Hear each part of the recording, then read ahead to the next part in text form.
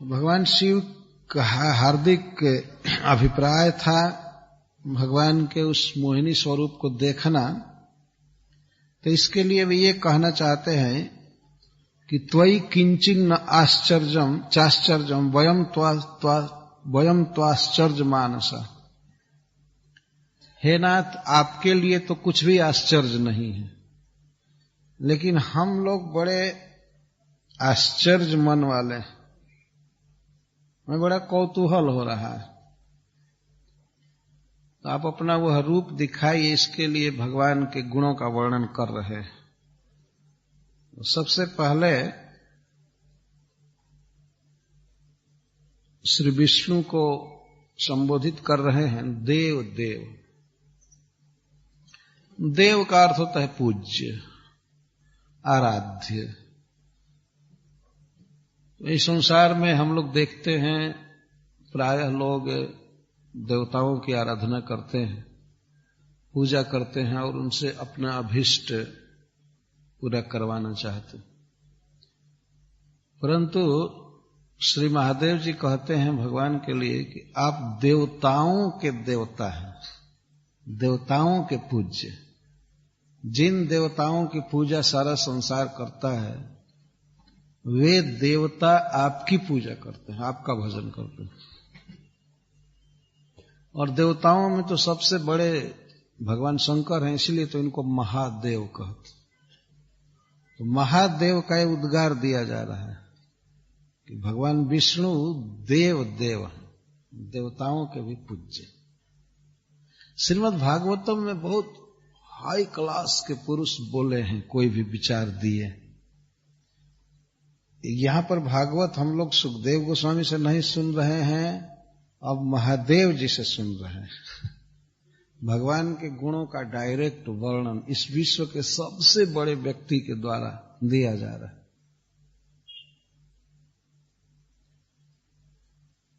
बहुत महत्वपूर्ण है। पहली विशेषता भगवान की है कि वे देवताओं के भी पूज्य हैं। जब देवताओं के भी पूज्य हैं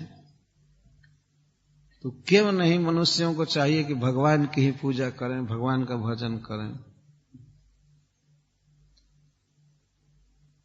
कभी कभी महात्मा लोग कहते हैं कि एक कोई फकीर साधु गया बादशाह अकबर के पास कुछ मांगने के लिए, याचना करने के लिए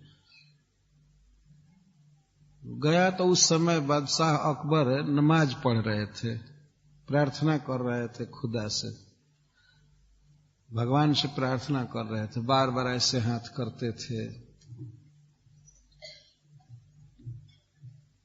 वो फकीर देखता रहा और जब तक वे नमाज नहीं पढ़ लिए तब तक रुका रहा। तो अकबर संकेत कर दिए थे कि रुके रहो, बैठे रहो। इसके बाद उठे, नमाज अदा करके, पूरा करके, तो पूछे कि कैसे आया, आपकी क्या सेवा करूं मैं। तो फकीर कहा, मैं आया था आपसे कुछ याचना करने के लिए, लेकिन मैं देखा कि आप स्वयं किसी से कुछ मांग रहे हैं, आप याचना कर रहे हैं। मैं तो चकित हो गया। उन्होंने कहा, हाँ, मैं भगवान से दुआ मांगता हूं, भगवान से प्रार्थना करता हूं कि हमें सुख से रखें, हमारा धन वैभव बना रहे। तो ठीक है, तो मैं जा रहा हूं। तो अकबर ने कहा, नहीं, आप तो कुछ मांगने आए थे। हम मांगने आए थे, लेकिन जब आप मांग रहे हैं अपने से बड़े से, तो उसी से मांगूंगा, अब आपसे क्यों मांगू।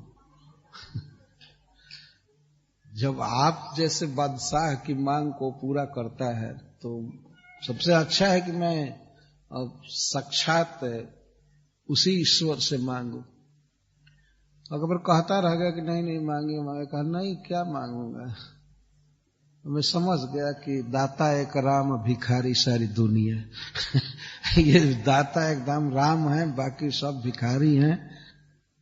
इस प्रकार जैसे अकबर प्रार्थना कर रहे थे भगवान से, और जबकि सामान्य मनुष्यों के लिए वो ईश्वर जैसे ही थे, मालिक थे, कंट्रोलर थे। तो इस प्रकार इस जगत के बहुत से ऑफिसर्स हैं, नियामक हैं, जैसे ब्रह्मा जी, इंद्र या भगवान शिव। लेकिन ये लोग जानते हैं कि भगवान विष्णु सबके ईश्वर हैं और वास्तविक ईश्वर वही है। देव देव संबोधन कर, आप देवताओं के भी देवता हैं। कितना सुंदर, कितना स्पष्ट विचार है।